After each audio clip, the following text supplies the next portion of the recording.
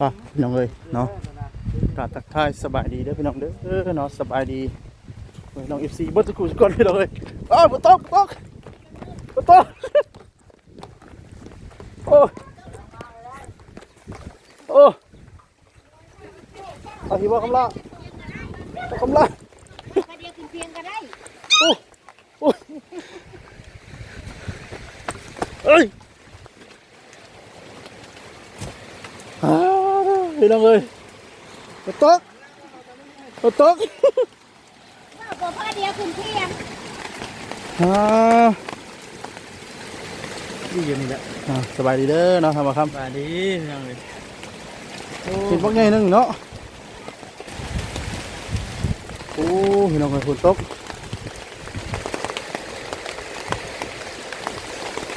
โอ้ว้าวบ่คำลาแล้วอยู่หุ่นพี่น้องเลย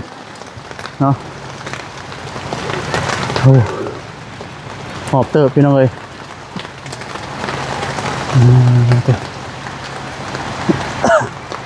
บ่าวอดเล่นขึ้นรถแล้วเนาะ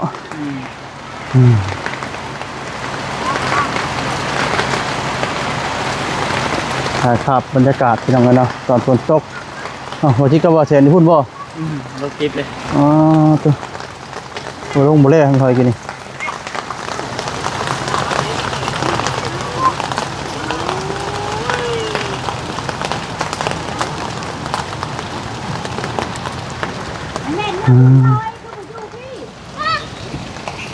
ฝนตกพี่น้องเลยเศร้าเลยสวะเลยเนาะ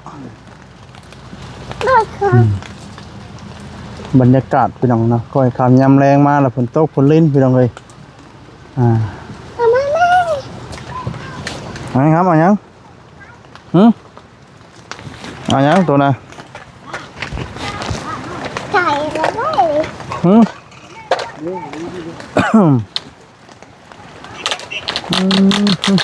เดี๋ยวรถน้อยแล้ววันนี้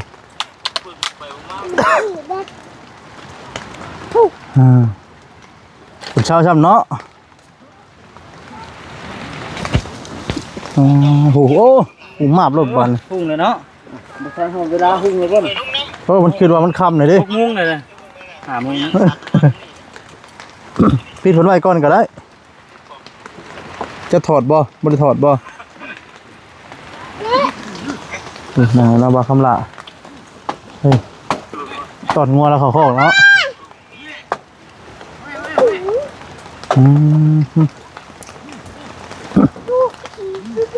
มันได้มาตั้งอยู่ในวะบริตั้งมันอยู่ในวะมัดอยู่ในตัวยำเงียตาเนาะจักว่าไหวนะฮะเคยลงปุ๊บนี่รู้จักบ่ผ้าบ่โอ้เลยผ้าลงพี่น้องเลยรถมันลงมาแล้วตามเรือลงโตก็เข่งหรอบ่โอ้ผ้าลงเลยป่ะครับรถนะเรือได้ผ้าวางเลยจะไหนห้างกับมือรถไม่โอ้แต่ย่านนะว่าเซนมาเด้อก็เข่งมักลงยังบ่ตายที่มันโคตรดูโคตรเก็บใบทุอย่างเดียวก็มันเกิดเลยจักมันเกิดเลยจักผ้าลงกันบ่โดยโอ้มานั่งนี่มานั่งบ่จอดเลยจัก3 เทื่อนั่นค่ะ3 เทื่อพี่น้องเลยโกเข่งตัดผมมาแล้วรอบัดนี้เนาะรอทั้งพ่อทั้งลูกบ่นี่เตอไปตัดคลิปเลยยอดเนาะไปเนาะรอไปยังดูชื่อเฮ้ยคนละคนเลยนี่เปลี่ยนเป็นคนละคนรอเป็นยังบันโต๊ะที่มันกั้นกบบ่แรงไปได้บ่ได้เอานี่บ่พาลูกบ่เป็นบ่ได้เคยนอนบ่นำทางป่าแล้วนี่ส่วนไรนอนน้ำพ่อบ่เฮ็ดน้ำบ่เฮ็ดมันดังยับว่าฉัน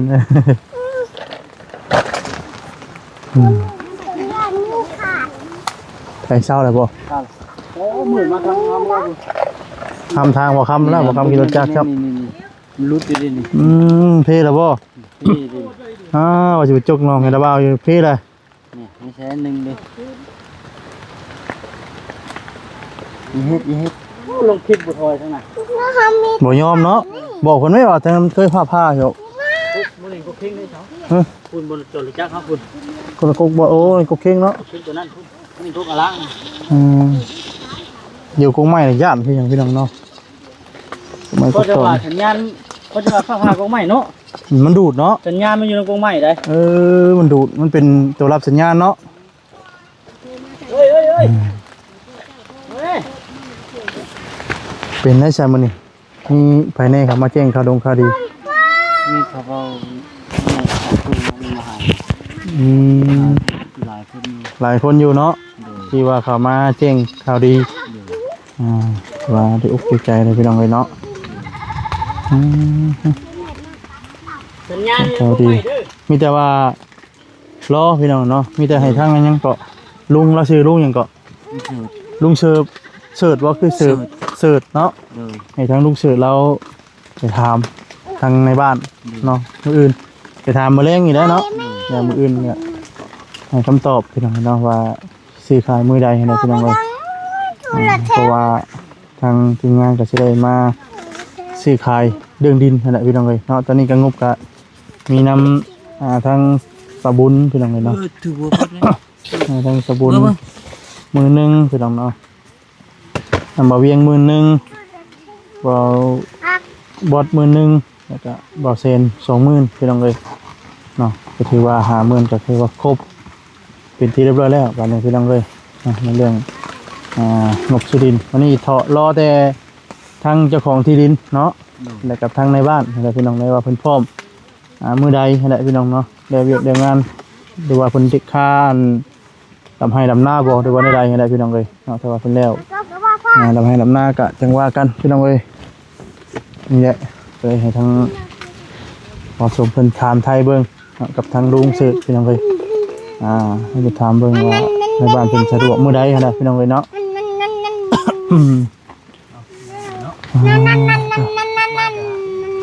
นี่ก็มาถ่ายอย่างคลิปตอนสุดท้ายพี่น้องเนาะสิได้กลับก่อนนะบัดนี้พี่น้องเนาะคลิปนี้จบจากคลิปนี้ก็จะได้เมื่อมันค่ำเลยเป็นไงความรู้สึกตัดผมไปแล้วโล่งหัวเป็นยังไงเนาะโล่งหัวว่าฉันพี่น้องเลยเพราะว่าจักเดือนแล้วบ่ได้ตัดผมนี่3 เดือนปลาย 3 เดือนปลายส่วนหลายเฮาตัดนี่ไปตัดอยู่ไสก็ตัดอยู่ห้าน อยู่ห้านตัดอยู่ห้านพี่น้องเนาะส่วนหลายตัดอยู่ห้านแต่ว่าตัวนี้3 เดือนนะครับบ่ได้ตัดตัดหัวแล้วโล่งเลยสบายหัวเลยไปกินข้าวกินน้ำแล้วบ่มื้อนี้มียังสิกินแรงใช่มั้ยปักฟองคือลูกมีปักฟองลูกมีเพิ่นไปฟ้ามาฟ้าเนาะทางเมืองพุ่นแล้วพุ่นทางเมืองเฮ็ดตกกันทั้งบ้านฮอดบ้านพุ่นสิขายอยู่ดอก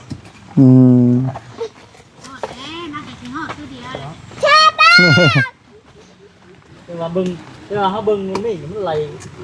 ไปตัวอะไรฝนตกช่วงนี้ยามตามงนมีกเนาะเพิ่นจังได๋เพิ่นก็มาเป็นช่วงมันก็ตกอีก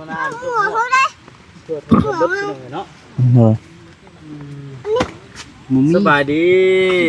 สบายดีเด้อนะสบายดีบ่คำคนรอ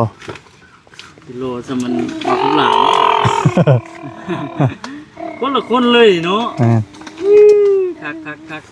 รอคักนะบาดนี่พี่น้องเอ้ยฮะไปใช้มันตกฝนตกห้ามไปบ่ได้หรอกไปใช้ฝนตกเลยสิไปใช้เรามาแข่งนอนรถนี่เนาะ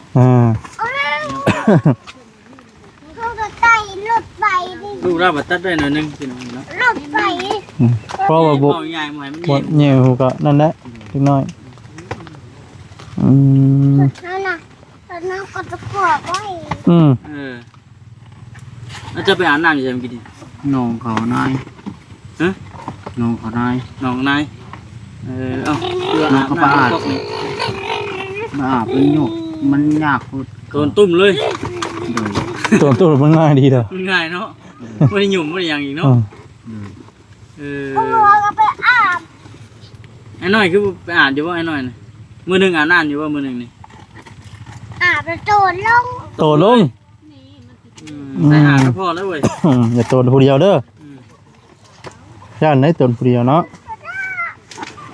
พักแล้วพี่น้องพี่น้องกลางคืนกับบอล โอ้ มืดแล้วบ่ได้อยู่งุม กิจกร ที่ก่อน มันนี้มี มี ไฟโซล่าร์เซลล์นะบัน เพื่อนพา ที่เดี๋ยวโอ้ยงุมพาวอยู่ โหนี่ที่นอนใหม่เนาะ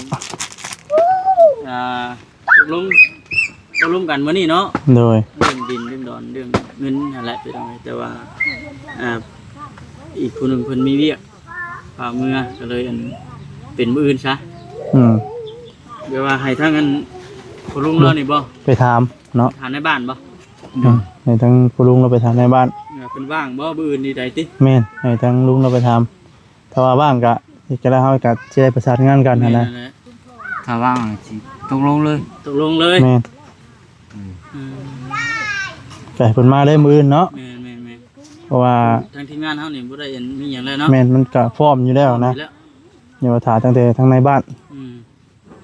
กับเจ้าของขายดินนั่นแหละเนาะ นั่นแหละสำหรับบ่คำเบิ่งเจ้าของขายดินเพิ่นนี่คือสิพร้อมอยู่ดอกเบิ่งนี่เนาะ พร้อมแต่มือ พร้อมซุมื้ออยู่ดอกเบิ่งนี่ แต่มือนั้นแล้วแหละ มื้อนั้น เบิ่งมื้อละ มื้อไปเบิ่งพุ่นดิไปถามมื้อนั้นก็50,000บ่ขึ้นบ่เกินบ่ลดบ่เกิน บ่ลดอีก บ่ลดบ่เกินนะเห็นว่าไปต่อมันก็ยังอยู่50,000นี่ก็ 5,599 บาทก็บ่ได้อีก มีแต่50,000เลยเนาะ เอาเลขกลมๆเลยเนาะ แม่น 50,000 บาท ๆกลมเลย ว่าเรื่องดินนี่ก็ยังจะได้บ่ครับจังได๋ กลมไปมันมัว กงมัวจะดื่มเสร็จบ่โหหนังจังว่าคำเซ็กกล้องอยู่พี่น้องเอ้ย เรื่องดินนี่ก็มีแต่ว่ารุ่นกันอีกมื้ออื่นกันว่าอันนี้คือว่าเรื่องกันว่าในบ้านเพิ่นว่างได้พี่น้องกันว่าในบ้า ต้อน งไปนัดเพิ่นตอนแรกเพิ่นก็ต้องว่าง สมมุติว่าเพิ่นมีเวียกจำเป็นอันนี้ก็ มันก็ต้องเป็นโบชั่วโมงจะโบ10 โมงคือ8 โมงหั่นนะ เรานัดกันเท่านั้น เพิ่นนัดสิ นี่ บอ มุ้ ก ง มา เนาะ โดย เท่านั้นโบงเท่านี้โมงเพิ่นนัดสิบอก แต่ว่าเรื่องค่าอันอย่างคนอื่น ธรรมเนียม ธรรมเนียมน่ะเฉพาะในบ้านเท่านี้เท่าไหร่ก็ แต่ว่า 10% 10% ถือว่าแสนหนึงก็หมื่นหนึง แสนหนึ่งหมื่นหนึ่ง โอ้ 10% 10,000ต่อแสนหนึง 10,000ต่อพัน 10,000 ต่อพัน แสนหนึ่งน่ะจัง 10,000 บ่ โดย 100,000 บาทนี่ต่อ 10,000 บาท แม่ แบบ น นี้บ่ โดย แบบนี้เพิ่นไล่เปอร์เซ็นต์แบบนี้เนาะ แม่น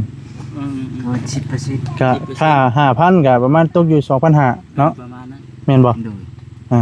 ปัญหาหมื่นเนาะ50,000ก็ตกอยู่ 2,500 ประมาณนั้นแหละก็แล้วแต่ละบ้านบางบ้านมันก็บ่คือกันเนาะ โดย บางบ้านได้บางบ้านก็บ่คือกันบางบ้านก็คือ ธรรมเนียมเนาะ แม่นอันเรื่องแบบนี้มันมีอยู่แล้วเนาะแต่ละบ้านก็ เพิ่นสิวางคือว่าหมื่นหนึง ผู้สว่างมื้อนึง ค่าธรรมเนียมปอดมันก็ขึ้นอยู่กับอันดินกว้างดินห้องราคามันเนาะ แม่น อ่ะ จำกันบ่ ซูซี กัน ค่าธรรมเนียมแต่ละ ล้านปลายเป็นเงินกีบ ล้านดิแม่นั่นแหละ ก็หมื่นหนึง เงินนั้นเป็นในใดทีมงานเขามาหลายผู้หลายคนไปสิม่วนอยู่บ่ ม่วน ม่วนอยู่ โดย จากที่บ่เคยมีไผเข้ามาถามไทย พ่อทวิตเนาะแล้วก็แบบบ่ได้สูงชิมบ่ได้เห็นยิ้มบ่ได้เห็นหัวหยัง ในนี้ทั้งทีมงานเข้ามาก็หยอกหยังกันยิ้มแจ่มใสเลยบัดนี้เนาะมันก็ดีใจแล้วพี่น้องเนาะที่เฮาหยอกแล้วก็เพิ่นก็ยิ้มเนาะใครก็หยอกไปด้านหน้าบูดพึ่งอยู่ก็บ่ได้เลยเนาะเขาก็เอฟคือกันเลยหยอกแล้วยิ้มเลยก็ใครในเฮาก็มีความสุขพี่น้อง งานเข้ามาแต่ละมื้อ แต่ละวันก็ไปสิแหละพี่น้องเนาะ โดย มาหาเรากันว่า เขามารอบหน้าในแม่นพูดแล้วบัด จังได๋ สิได้ไปอัน ดินไหม้บ่ ใหม่พูดแล้วบัดนี่ อืม เตาตอนบ่ทำได้ก็ อืมแต่หาตัดใหม่ใหม่ก็บ่ได้ตัดเด้อเนาะมันมีเลยดิคนเอาตัวเก่านี่ได้เนาะ โดย มากบ่นี่มากไปนำบ่น มากแล้ว มากก็บ่ยากดอกเสือกฟางมัดซื่อๆเนาะ แต่ว่ารถอันนี้มันสิแก้ไปบ่ได้แบบ นั่นไหน แต่ต้องหารถไถ เท่า ตีนเล็กบ่ค่าตีนเล็กบ่ ติเล็กแล้วมาเอาเลยละ ย่างบ่ได้แล้วเนาะ โดย บ่ยาก สั่นตักๆๆๆไว้ ว่ามันทางไปจากที่ได้เบิ่งเห็นว่าสิซูๆเอาไป ที่ ก็สิได้ บอกเขาก็บอกเขามาเอาเลย เออ มาได้อยู่เนาะอืม ที่ผู้สร้างเขา ที่เตรียมช่าง โดย อ้าวเลยติ โดย ไปปลูกไปฉางอยู่พุ่นแล้วบัดนี้ อื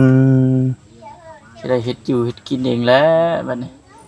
เป็นมีหม้อแหกแต่กระปุกอะเป็นการดีคือกัน อืม เนาะ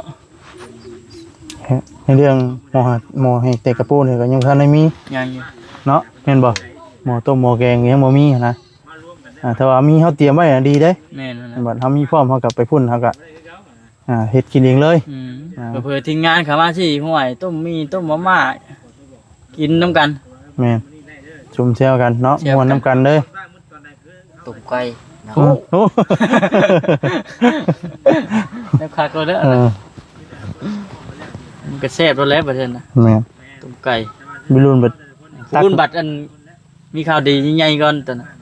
จังค่อยต้มเนาะไก่เนาะ แม่นเฮ็ดแซ่บๆได้เฮ็ดเป็นบ่ ที่ปีน เป็นอยู่เนาะ รุ่นบัด ระหว่าง ตัก ต้มไข่กับต้มไก่อะไรยากกว่ากัน ต้มไข่เด้อหยังเนาะ บ่ เออ ตุ่มน้ำเนี่ย ต้มน้ำ เพื่อนแต่ไฟสิลุกดิโอ้เนาะ เฮ้ยจักเป็นหยอกแล้วบัดนี้เด้เอาคำไว้ เฉียด เพื่อน้ำชิวอนเนาะ เพื่อมันสิเดือดเนาะ เพื่อนสิเดือดดิ นี่ เออนั่นไงเป็นว่าฝนตกฝนหยังมันก็บ่นั่นดอกเนาะ แม่นบ่ฮู้ดอกบ่มันหนาเด้ มันช่องชั้นพุ่นว่า ชั้นเดียว ทั้งเทิงกันนะ ชั้นเดียว เออ บ่ฮู้บ่ฮู้ ตัวนี้ถ้าตะไม้แท่งนี่ ไม่แทงบ่ ไม่แท่งนี่ โอ้เขาไม่แทงอีกบ่โดนฉากเวลาลมตีเนาะ แม่น ลมมันตีแต่มันยังมันปักแทงเอาปะตังปะบัดน่ะมันจะขาด ๆเออ ว่าเฮาเทศไว้ห่มไม้เนาะ มันถึกไม้ถึกหยังเลย แม่น บัดกลางคืนน่ะจูดยายุ่งอยู่บ่ บ่ได้จุด บ่ได้จูด กลางมุ้ง เออ พื้นไฟก็บ่ได้จุอืม หึเอาแล้ว เอาเลยแต่ยามแต่ ขึ้นยุ่นเลยบ่ ขึ้นแล้วได้ เออ ขึ้นแล้ว เอาจิเด้ย จริงอยู่ก็ไม่อยู่บ่น่ะอ๋อบ่จิต มัน ตามยังซึ่งอยู่ อืม บ่ สั จิต ญญาณมันอยู่มักอยู่ในกรุงใหม่เนาะ บ่จิตละเมือแล้วบ่ นี่ นี่บ่จิตผู้ลงคลิปอัพคลิปอยู่ต้นไม้ผู้พี่น้องเอ้ยเนาะโอ้ฟ้าเรือนมาแตกครับอันนี้บ่ครับนี่ แม่นบาซาลีมาเมื่อแรกกันเนาะ แม่นมื้อแรก บาซาลีพนรอ คนงามปุยเลยว่ะ คนงานไปลุย ออกไปเลยบาดนี่เออ สัญญาณมันมักอันอยู่ในกรุงใหม่เนาะ เห็นว่าอันยังเกาะหันเบาคำลาแล้ววันพาแตกอยู่พาเดินพาหลังอยู่นี่แล้วว่าพาจักเทื่อก็ 3 3เทื่อผ้า3เทื่อ คือบ่มาดบ่หยังบ่ มีแต่ใบร่นซุยเอาเนี่ย เสย อันนี้ได้ อืม จนใบลดน้ำมือบางเทื่อ เออ รอดตาย สิได้เนาะปุตยะ คนที่เท่าปลายตาย อันงานหลอดนั่นน่ะแม่นผ้าบ่ โดย บ่จังหวะเนาะมีงานหลอดนั่นน่ะ อืม จากต้นบ่ทนได้แต่เก่าบุเทื่อหนึงก็แล้วแหละ มาดไปเลย หมั เนาะ บไปเลยเนาะ มับเลยกุ๊กนี่3เทื่อยังบ่เป็นหยัง แสดงว่ามีแนวแล้วเนาะ มีแนวปกปักรักษาอยู่ยัก มีแนวปุปปักษาแล้ว แต่ให้เขาตัดเขาก็บ่ตัด บ่กล้าตัด แม่เปล่า อย่างไรมีแนวแล้วน่ะ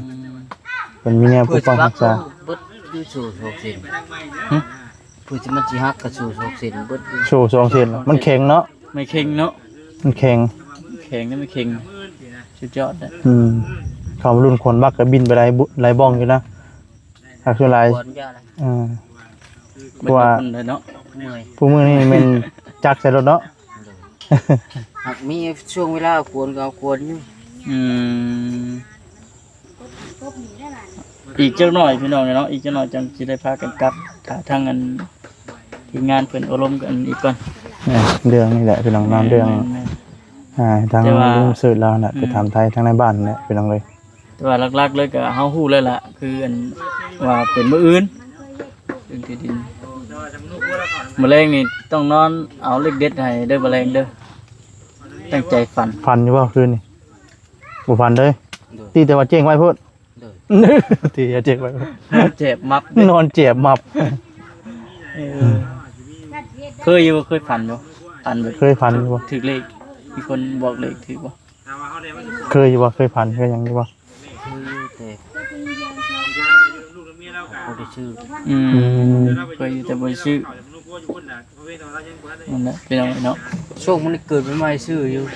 อื บ้านเมี ม ย ช่วงถึกอยู่บ่ ถือ4หวด ชี้หัวเลย สิหัวติดพี่น้อง อืม อืม อย่าหรอกฉันซื้อไปซื้อมาติดหนี่เลยย่า มันแม่นแล้วเนาะมันแม่นโชคได้บัดนี้เนาะ มันสิเป็นชักชวน ซื้อไปซื้อมาติดชิ้นเฉาเลย เออ ไปมามันมีเงินก็เส้นเลย โอ้ยดิ ทุกข์กัน เออ คักกว่านี้ติ เด้อ มันโมเมนต์แน่ที่มันเป็นรุ่นเลขแล้วบัดนี้มันจะเป็นการพนันแล้วบัดนี้บ่ เด้อ ติดหนี้ติดหยังแล้วเนาะ เพื่อสิหาใส่ติ อืม เว้าเรื่อง เพื่อยาได้วะ เด็กเรื่อง ไป ไป มา มา มัน เนาะ ชุก เป็นว่าดินก็คือว่าในดินพอประ มา มาณ ณมีเด้อ อ่าซื้อเบ็ดพอเลยรุ่นน้องหอมปากหอมคอจาก10ชาวพันธุ์ก็ไป ชื่อนักกว่า ดินบ่ดินร้ายมานี่ติ อืม ปองสิปองซาว อืม มันจะเล่นโปองหาโปอง คิด ชอ ว่าง มัน เนาะ คือช่วงที่ออกแท้นี่ติ เด้อ น้ำเขาอีกวะ ชุ่มเอา ซุ่มมา เด้อชุ่มหลายกว่าแต่ละสัตว์ชุ่มมันตึกเสร็จจนหาแสนนกแสน ผลึกเนาะอันนี้คือว่าเรื่องตะกี้ เด้อแต่อยู่บ้านเมีย ปัจจุบันนี้บ่ได้เฮ็ดหยังแล้ววะบ่ดินแล้ววะ ก็เลยชื่อเด้อสินัก ถามไทยเบิ่งนะพี่น้องทางเฮาก็ได้ ตะ เนาะ กี้ลิ้นติ อืมนี่แล้วเนาะที่ว่าบ่ได้ซื้อแล้วพี่น้องเลย มันจะว่าตั้งมุกตั้งใจอันนั้นเนาะ มันลิ้นนักคือยา อืม สิติด มีแต่ตั้งมุกตั้งใจแล้วเนาะหาเงินหาคำแล้ว เต้าเนาะ แม่น อยู่กับลูกกับเต้าเพราะว่านี่แหละนี่คือทีมงานทำมาถ่ายคลิปลงไปกับทางผู้รักผู้ใหญ่เพิ่นก็ได้เบิ่งเห็นเนาะ โดยเป็นกะ เกิดความสงสารชื่อหันชื่อนี่มาให้ไปสิได้นี่ ก็เอามาต้อน เนี่ย เนาะ บ่เคยได้เนี่ยบ่เคยมีก็มีอืม แต่เคยมีอยู่ว่ามีคนมาให้มาซอยไปสิ นักไม่มี ครั้งแรกบ่ ยังบ่มีเลย ถือว่าเธอแรกเรา ก็เลข อะไร เลข เพราะว่าทั้งในเขาเนาะจะ แม่น ชอบจะใดก็ยังใครเนาะ เอาง่ายๆก็บุญลามาฮอดแล้วว่าซั่นซะตั้งแต่เฮาเข้ามาเนาะทีมงานเข้ามาก็แม่น